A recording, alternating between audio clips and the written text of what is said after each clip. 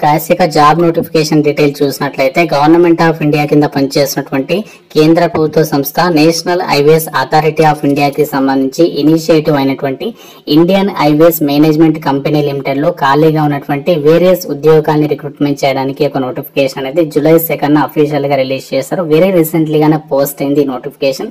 Release అయిన వెంటనే మీకు అప్డేట్ అనేది ఇస్తున్నాను.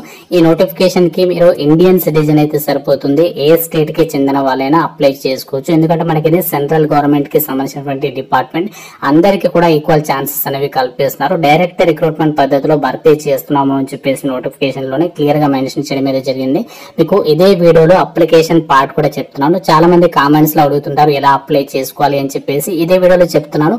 మీరు వీడియోని ఎండ్ వరకు చూడండి. అండ్ అలాగే లైక్ చేయని వారు ఇంకా వీడియోని లైక్ చేసి చూడండి.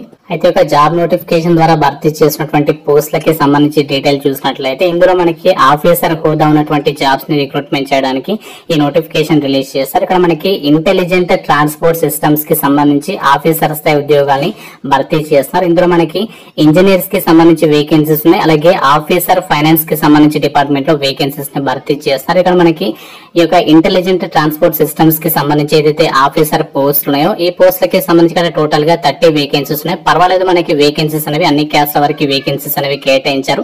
ఈవెన్ పీడబ్ల్యూడీ వాళ్ళకి కూడా ఇక్కడ వేకెన్సీ అనేది ఉంది కాబట్టి సో మీకు కనుక ఎలిజిబిలిటీ ఉంటే తప్పనిసరిగా అప్లికేషన్స్ అనేవి పెట్టుకోండి. జనరల్ లో ఉన్నాయి. ఇక్కడ యూఆర్ అంటే జనరల్ కేటగిరీ, అలాగే ఎస్సీ, ఎస్టీ, ఓబీసీ, ఈడబ్ల్యూఎస్ కేటగిరీకి సంబంధించి ఇక్కడ వేకెన్సీస్ అనేవి కేటాయించారు.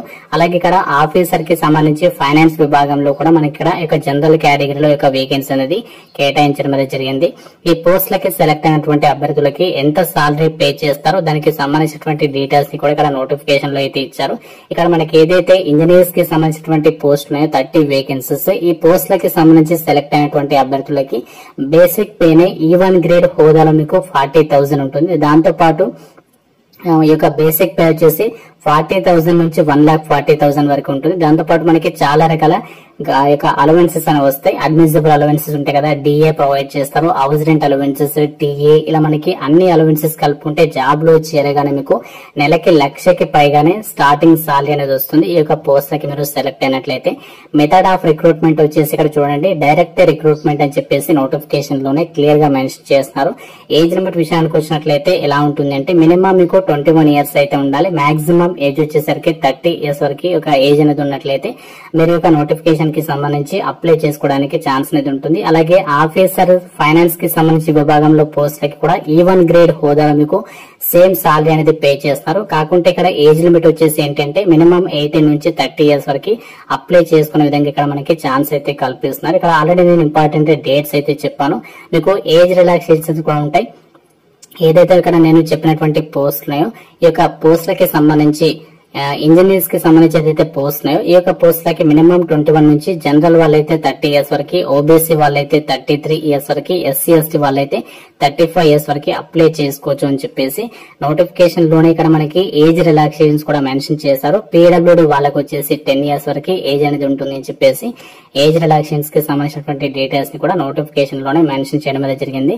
ఈ నోటిఫికేషన్ కి మీరు ఇండియన్ సిటిజన్ అయితే సరిపోతుంది. ఎవరైనా సరే అప్లై చేసుకోవచ్చు అని చెప్పేసి కూడా నోటిఫికేషన్ లో ఇచ్చారు. అప్లై చేయడానికి మీకు ఎటువంటి ఎక్స్పీరియన్స్ అనేది ఉండాల్సినటువంటి అవసరం లేదు. జస్ట్ మీకు క్వాలిఫికేషన్స్ ఉంటే సరిపోతుంది. నోటిఫికేషన్ లో మెన్షన్ చేసినటువంటి క్వాలిఫికేషన్స్, ఎలాంటి ఎక్స్పీరియన్స్ అవసరం లేకుండా రిక్రూట్మెంట్ అయితే చేస్తున్నారు. అప్లై చేసుకోవడానికి మీకు ఉండాల్సినటువంటి ఎడ్యుకేషనల్ క్వాలిఫికేషన్స్, విద్యా అర్హత విషయానికి వచ్చినట్లయితే ఇక్కడ మనకి ఇంజనీరింగ్ కి సంబంధించినటువంటి ఏదైతే 30 వేకెన్సీస్ ఉన్నాయో ఈ యొక్క పోస్టులకి మీరు బీటెక్ అనేది పాస్ అయి ఉండాలి. ఇక బీటెక్ అనేది ఐటీ ఇన్ఫర్మేషన్ టెక్నాలజీలో గానీ, computer science, electronics and communications, అలాగే ఎలక్ట్రికల్ లో గానీ, instrumentation, data science and artificial intelligence అంటే ఏఐ, అలాగే combination any of the above engineering branches, ఈ యొక్క వాటిలో ఎవరైతే బీటెక్ పాస్ అయి ఉంటారో వాళ్ళు అప్లై చేసుకోవచ్చు అని చెప్పేసి ఇచ్చారు.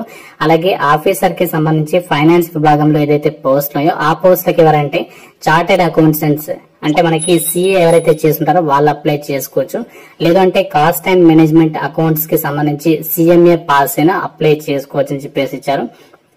సో ఈ విధంగా మనకి ఇక్కడ పోస్టుల వారిగా క్వాలిఫికేషన్స్ అనేవి మెన్షన్ చేయడం అనేది జరిగింది. ఎలాంటి ఎగ్జామినేషన్ లేకుండా డైరెక్ట్ గా సెలక్షన్ చేసి మనకి ఒక పర్మనెంట్ జాబ్ అనేది కల్పిస్తున్నాము అని చెప్పేసి నోటిఫికేషన్ లో ఇచ్చారు. ఇక సెలక్షన్ ప్రాసెస్ అనేది ఎలా ఉంటుంది అంటే ఇక్కడ మనకి ఏదైతే ఇంజనీర్స్ కి సంబంధించినటువంటి పోస్ట్ ఉన్నాయో ఆ పోస్టులకి సెలక్షన్ అనేది ఎలా చేస్తారంటే మీకు బీటెక్ క్వాలిఫికేషన్ తో పాటు మనకి ఎవ్రీ ఇయర్ కండక్ట్ చేసేటువంటి గేట్ ఎగ్జామ్ ఏదైతే ఉంటుందో graduate aptitude test in engineering అని చెప్పేసి పిలుస్తూ ఉంటాం కదా, ఆ గేట్ స్కోర్ ని పరిగణలోకి తీసుకుని అభ్యర్థుల్ని షార్ట్ లిస్ట్ చేసేసి మెరిట్ బేసిస్ కింద షార్ట్ లిస్ట్ చేసి వాళ్ళని డైరెక్ట్ గా ఇంటర్వ్యూకి పిలవడం అయితే జరుగుతుంది. 2022 గానీ 23, 24 ఇందులో 3 ఇయర్స్ లో ఏదైనా గేట్ స్కోర్ అనేది కలిగి ఉంటే మీరు అప్లై చేసుకోవచ్చు. అలాగే ఆఫీసర్స్ కి సంబంధించి ఫైనాన్స్ పోస్టులకు వచ్చేసేమో ఫైనల్ సిఏ ఎగ్జామ్ ఏదైతే ఉంటుందో దానికి సంబంధించి టోటల్ మార్క్స్ ని బేస్ చేసుకుని లేదంటే సిఎంఈ కి సంబంధించి గానీ 22 గానీ 23, 24 ఇయర్లలో వచ్చినటువంటి మార్క్స్ ని బేస్ చేసుకుని షార్ట్ లిస్ట్ చేసి అభ్యర్థులకి ఇంటర్వ్యూ అనేది కండక్ట్ చేసేసి మీకు ఒక జాబ్ అనేది ఇవ్వడం జరుగుతుంది అని చెప్పేసి నోటిఫికేషన్ లోనే క్లియర్ గా అయితే మెన్షన్ చేస్తున్నారు. ఎలాంటి రాత పరీక్ష అనేది ఉండదు, ఎటువంటి స్కిల్ టెస్ట్ అనేది అవసరం లేదు, ఎటువంటి ఎక్స్పీరియన్స్ కూడా ఉండాల్సినటువంటి అవసరం అయితే లేదు. ఇక జాబ్స్ కి సంబంధించి మనం అప్లికేషన్ ప్రాసెస్ అయితే చూద్దాం. అఫీషియల్ వెబ్సైట్ అనేది ఓపెన్ చేస్తాను. ఇక్కడ మనకి డిజిటల్ ఇండియా అని చెప్పేసి ఉంటుంది. మీరు ఇక్కడ అఫీషియల్ వెబ్సైట్ ఓపెన్ చేసిన తర్వాత ఇక్కడ న్యూ ఓపెనింగ్స్ అని చెప్పేసి ఇక్కడ E1 గ్రేడ్ అని చెప్పేసి ఇక్కడ జాబ్ కి సంబంధించి డీటెయిల్స్ అనేది చూపిస్తుంది. మీరు ఇక్కడ కిందకి స్క్రోల్ చేస్తే అప్లికేషన్ పోర్టల్ అని చెప్పేసి కనిపిస్తుంది. సో దీని మీద అయితే క్లిక్ చేయండి. సో క్లిక్ చేసినట్లయితే మనకి ఆన్లైన్ అప్లికేషన్ చేయడానికి సంబంధించినటువంటి పేజ్ కి అయితే మనకి ఏదైతే అప్లికేషన్ పేజ్ ఉంటుందో దానికి రీడైరెక్ట్ అయితే అవుతుంది. సో దీని మీద క్లిక్ చేస్తే ఇక్కడ వ్యూ డీటెయిల్స్ మీద క్లిక్ చేస్తే నోటిఫికేషన్ పేజ్ ఓపెన్ అవుతుంది. మీరు అప్లికేషన్ పోర్టల్ మీద క్లిక్ చేసిన తర్వాత ఈ విధంగా మనకి లాగిన్ ఫామ్ అని చెప్పేసి వస్తుంది. మీరు ఇందులో ఫస్ట్ సైన్ అప్ అని చెప్పేసి ఉంది కదా, ఇక్కడ మీకు ఫర్గాట్ పాస్వర్డ్ కింద సైన్ అప్ అని చెప్పేసి కనిపిస్తుంది. సో దీని మీద ట్యాప్ చేయండి. సో ట్యాప్ చేసిన తర్వాత ఫస్ట్ ఇందులో రిజిస్ట్రేషన్ ఫామ్ అయితే వస్తుంది. ఇందులో మీ యొక్క ఈమెయిల్ అడ్రస్ పాస్వర్డ్ అనేది క్రియేట్ చేసుకుని సైన్ అప్ అవ్వాలి. సైన్ అప్ అయిన తర్వాత ఇక్కడ సైన్ ఇన్ అని చెప్పేసి ఉంటుంది. సో సైన్ ఇన్ అయిన తర్వాత మీ యొక్క ఈమెయిల్ అడ్రస్ పాస్వర్డ్ అనేది ఎంటర్ చేసి లాగిన్ అయిన తర్వాత అప్పుడు మనకి అప్లికేషన్ ఫామ్ వస్తుంది. అందులో మీ డీటెయిల్స్ అనేవి ఫిల్ చేసి సబ్మిషన్ చేయాల్సి ఉంటుంది. ఈ విధంగా మనము అప్లికేషన్ ప్రాసెస్ అనేది చేయాలి. అయితే మనకి జాబ్ పోస్టింగ్ అనేది ఎక్కడ ఉంటుందంటే నోటిఫికేషన్ లో జనరల్ కండిషన్స్ లోనే ఫస్ట్ పాయింట్ క్లియర్ గా ఇచ్చారు. ఆల్ ఓవర్ ఇండియా వైడ్ గా మనకి జాబ్ అనేది ట్రాన్స్ఫర్ చేసుకోవచ్చు అని చెప్పేసి ఇచ్చారు. అలాగే మనకి మన సొంత రాష్ట్రంలోనే పోస్టింగ్ ఉంటుంది అని చెప్పేసి కూడా నోటిఫికేషన్ లో ఇచ్చారు. IHMCL కి సంబంధించి ఏదైతే సంస్థ